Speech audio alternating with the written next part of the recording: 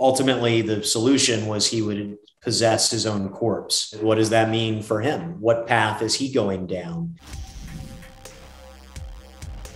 Congrats on this movie. Oh my God. Amazing.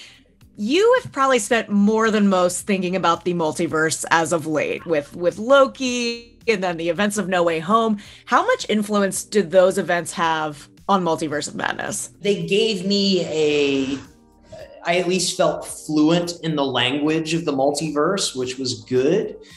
No Way Home was certainly important because Steven has had an experience with the multiverse and he knows that it's dangerous. He knows to really take it seriously. When America shows up, she's from another universe, and he realizes there's a multiversal adversary. He knows, okay, that's bad news. And then I guess the events of Loki is what made all that possible. Whatever protection the TVA was providing us from this multiverse, these multiversal shenanigans is gone at the end of Loki. So they both informed our movie a good bit. What was the biggest challenge for you in terms of the multiverse, the hardest thing to crack? Just trying to figure out how we would get Strange into the third act to fight Wanda at Mount Wundagore was pretty tough.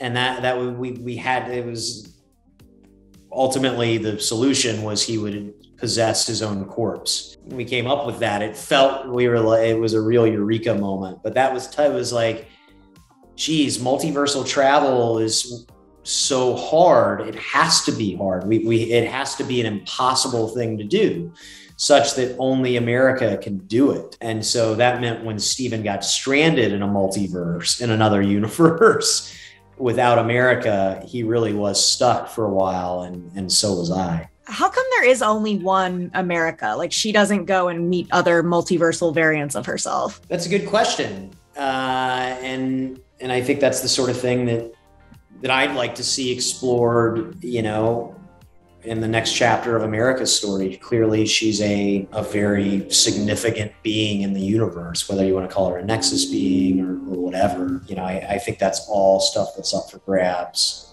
as we continue to explore her story. You talked about, the effects that all of this had on Strange. So at the end of the movie, we see him, this kind of like scary moment with the third eye.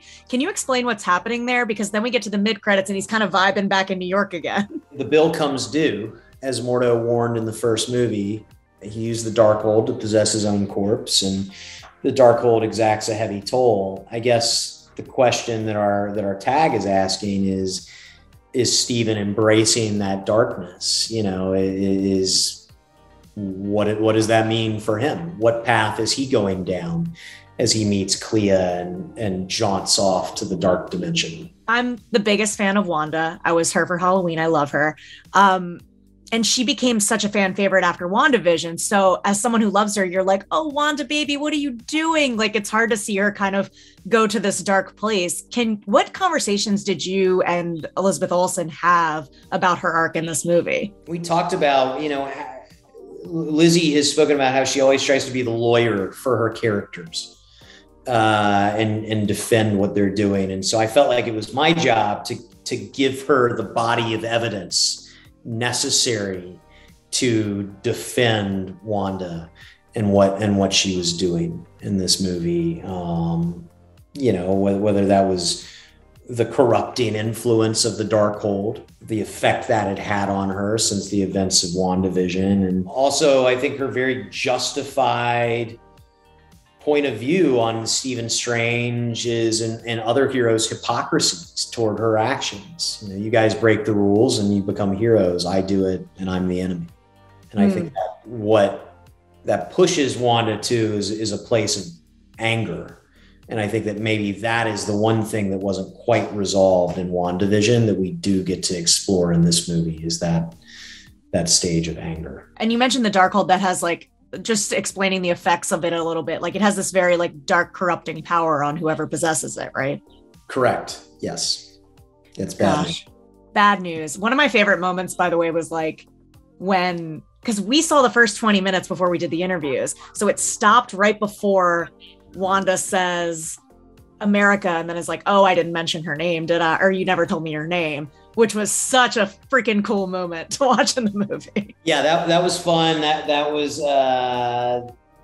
look, those guys are great. It's only, you can only get away with all that if you have such good actors, and Lizzie is so good, and Benedict is so great. It was just, I'm so glad we got to position them opposite one another as protagonist and antagonist. It's really special on the screen. What character felt like the biggest pinch me moment for you to write for? Was it Patrick Stewart as Professor X? Was it John Krasinski as Reed Richards? Was it somebody else? Probably this second one you said, only, and I'm not going to mention names so I don't get in trouble, but only because that's probably my favorite comic book character, and so to get to work originating that character in the MCU to some extent felt like, that was just super cool. That was a lot of fun. The Illuminati has been composed of different characters at different points. How did you all decide who would show up there, and was anyone else considered? Yeah, there was plenty of other people considered, honestly, because we just never thought we could possibly get a lineup this cool. This feels, every single member of this is the dream casting. And somehow we got all of our ringers. And so we were just super lucky in how that came together. Can we look forward to a Marvel return from you in the near future?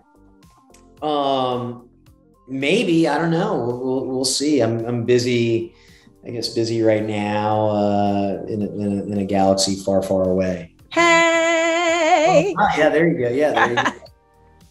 I know you can't say anything about that actual project, but what does it mean for you to take that on? It's great. It's a dream come true. It's, in some ways it's freeing because it's not necessarily a sequel to anything. And, so there's an opportunity to breathe a little bit and do something that feels really original. And beyond that, it's just fun. So you're working on something original. That's awesome. Yeah. Cool. I'm going to ask point blank, what happened to Wanda at the end of this movie? Will we see her again? Well, it's with a mountain, Wanda versus a giant mountain. It's who do you think would win? Wanda. Remains to be seen. I think, as Steven said, she did the right thing in the end. And, I think she leaves this movie not as the Scarlet Witch, but as Wanda.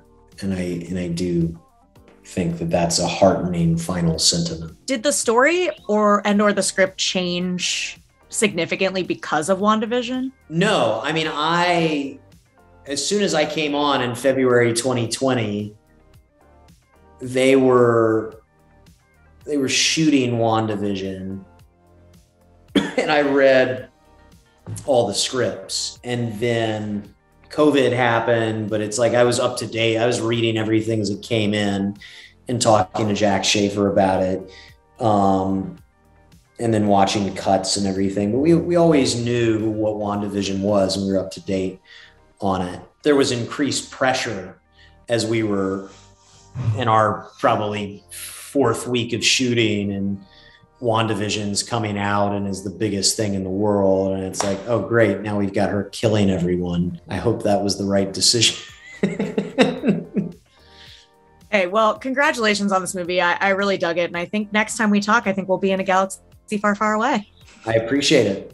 Thanks so much, Michael. Take care.